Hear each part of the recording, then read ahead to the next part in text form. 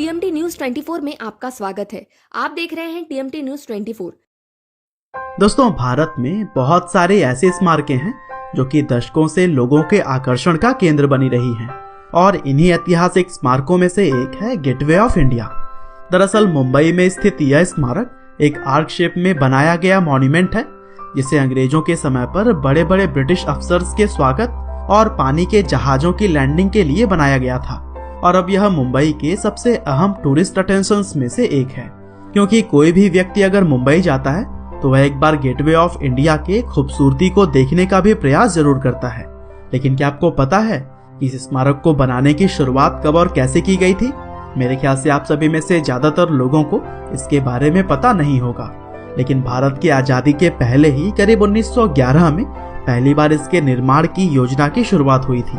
और आज के इस वीडियो में भी हम पूरी कहानी जानेंगे कि गेटवे ऑफ इंडिया को किसने और कब बनवाया था। तो दोस्तों, जैसा कि मैंने आपको पहले ही बताया कि गेटवे ऑफ इंडिया को बनाने की योजना 1911 में पहली बार बनाई गई थी, क्योंकि उस समय यूनाइटेड किंगडम के राजा जॉर्ज V और क्वीन मैरी भारत यात्रा पर उसी रास्ते से ही गुजरकर आने वाले थे। हालांकि राजा के आने तक गेटवे ऑफ इंडिया तैयार तो नहीं हो सका था, लेकिन उन्हें इस मॉन्यूमेंट का कार्डबोर्ड मॉडल दिखाया गया था। और फिर इसके 2 साल के बाद से 31 मार्च 1913 में उस वक्त मुंबई के गवर्नर सर जॉर्ज क्लार्क ने इस मॉन्यूमेंट की नींव रख दी थी। वैसे इस मॉन्यूमेंट के बनने से पहले इस जगह का इस्तेमाल मछुआरों के द्वारा मछली पकड़ने के लिए किया जाता था, लेकिन जब गेटवे ऑफ इंडिया को बनाने की योजना को मंजूरी मिल गई तब इस जगह को मछुआरों से ले लिया गया। और फिर 1913 में ही नींव रखे गए इस स्मारक को बनाने की शुरुआत 1920 में जाकर हुई, जिसका काम अगले 4 सालों यानी कि 1924 तक चलता रहा।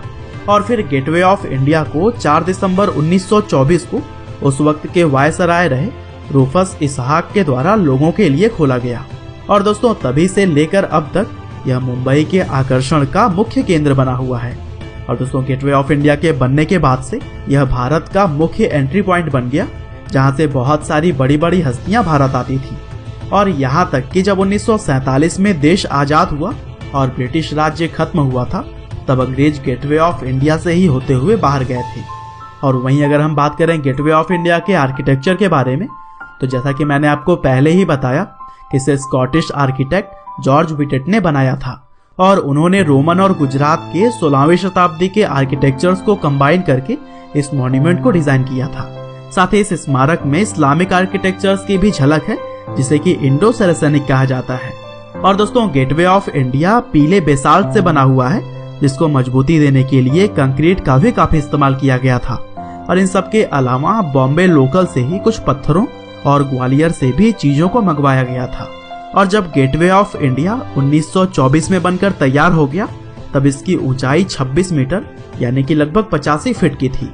वहीं इसके गुंबद का व्यास 15 मीटर यानी कि 49 फीट के आसपास है। साथ ही आर्क के हर तरफ बड़े बड़े हॉल्स भी बने हुए हैं, जिसमें कि एक साथ 600 लोग आ सकते हैं।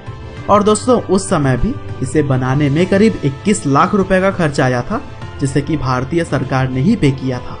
और दोस्तों, काफी फेमस एलिफेंटा गुफा भी गेटवे ऑफ इंडिया के काफी पास मौजूद है, जिसकी वजह से यहाँ पर आने वाले टूरिस्ट बड़ी ही आसानी से मोटर बोट्स की मदद से दोनों जगहों पर घूम सकते हैं। और एलिफेंटा केव्स के एंट्रेंस पर आपको भारत के 2 महान लोग छत्रपति शिवाजी महाराज और स्वामी विवेकानंद जी की प्रतिमा भी मिल जाएगी।